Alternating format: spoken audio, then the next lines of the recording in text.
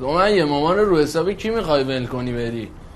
روزایی که تو خونه نیستی این آبجیات به مامان پس وایفای رو نمیدن که نکنه یه وقت حج مصرف کنه.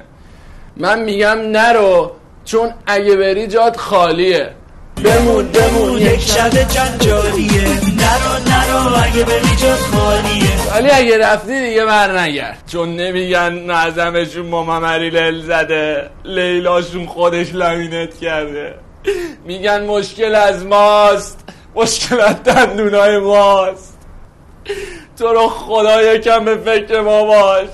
گریه نشه‌ای که میگن همینه ها. خود سمیه دیدتش، میگه پسر خوبیه. پسر خوبیه ولی این دوستش نداره. این یکی دیگر رو دوست داره، یکی که هنوز نگاه میکنه پستاشو تو اینستا. یه روز تو اکسپلور عکساشونو با هم دیگه دیدم، پسر رو ریپورت کردم، اینم دیگه نذاشتم اینستا بره. نرو سمیه، نرو.